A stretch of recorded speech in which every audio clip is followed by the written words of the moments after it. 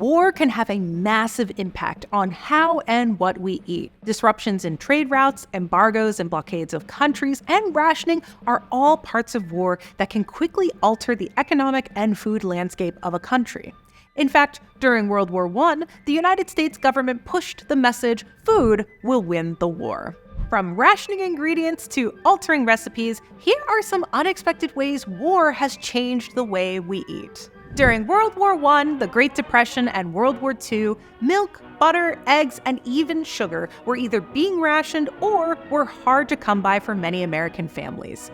Then along came war cakes, or depression cakes, or poor man's cakes, wacky cakes, crazy cakes. These cakes go by a lot of names, but no matter what they're called, these eggless, dairy-free cakes still came out sweet and spongy thanks to a few scientifically proven baking hacks. Eggs help thicken and stabilize cake batter, which helps them rise and get fluffy during the baking process.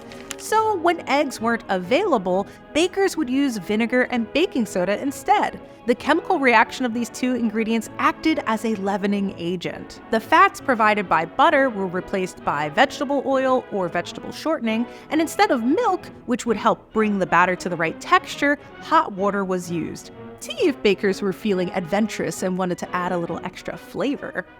Sugar might seem like the most important ingredient in a cake, but rations-minded bakers found a multitude of ways to sweeten their desserts without it. One method borrowed from the American Civil War was the boiled raisin cake, which consisted of boiling raisins into a syrup with warm, aromatic spices like cinnamon and cloves. Bakers also used molasses, corn syrup, maple syrup, and other fruits like apples or pears. If you're in the mood for a cake but ran out of eggs or dairy, these are surprisingly effective baking hacks. Also, these cakes are vegan, so next time you're baking for your vegan friends, impress them with an early 20th century wacky cake.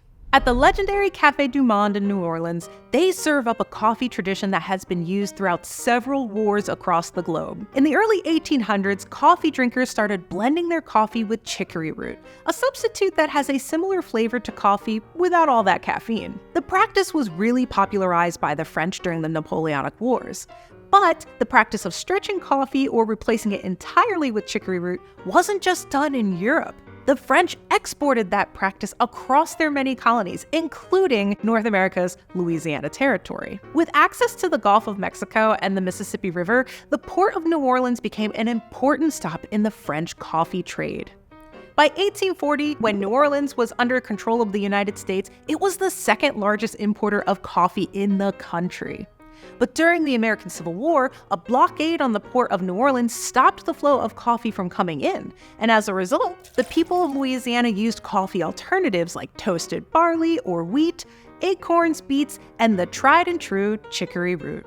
Though different moments in history necessitated chicory coffee, people still prefer the strong, earthy, somewhat chocolatey flavor of this often misunderstood coffee substitute. British Prime Minister Margaret Thatcher once called Spam a wartime delicacy. But Spam wasn't created for war. Rather, it was a salty canned meat that rose to the occasion, gaining popularity during World War II.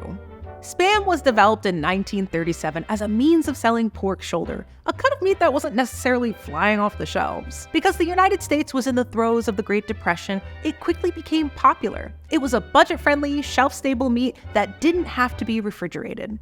It was those same qualities that made it even more popular a few years later when the US entered World War II. The easy-to-ship cans of Spam became an essential part of the US soldiers' diet. It was also exported to the United Kingdom, whose soldiers also incorporated it into their rations. But Spam really became a global phenomenon where US troops had a presence. Places like Hawaii, Guam, the Philippines, and other islands throughout the Pacific. In no time, Spam was adopted into these countries' culinary heritages, resulting in some of the best Spam recipes you'll ever encounter. Things like Spam musubi from Hawaii, Spam silag in the Philippines, and Potama, Okinawa's twist on traditional onigiri where egg, rice, and Spam are wrapped in nori. It may be surprising, but a lot of candy brands that we know and love today were actually created because of World War I and World War II.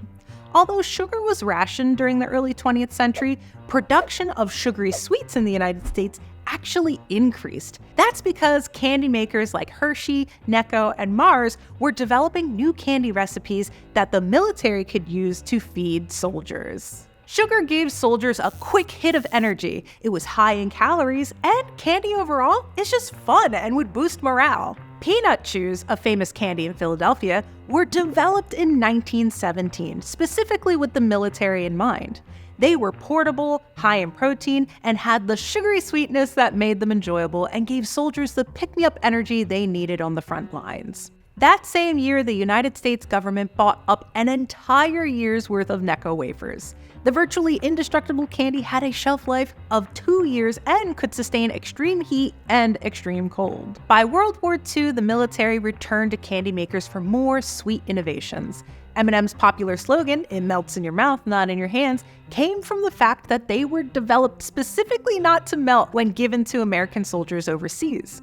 In fact, M&Ms were exclusively sold to the military until after World War II. But among the most famous wartime candy rations are Hershey's Tropical Bars. Developed in 1943, these chocolate bars were designed to withstand poisonous gas and extreme temperatures up to 120 degrees Fahrenheit, making them a fitting ration for the Pacific Theater. Whether it was done by Hershey intentionally or inadvertently, the bars were among the only things that soldiers could eat if they got dysentery, which was kind of the only thing that they had going for them because according to reports from soldiers, tropical bars were nasty. Hershey wasn't required to make the bars taste good. In fact, the military's only requirement when it came to taste was that it only taste a little better than a boiled potato.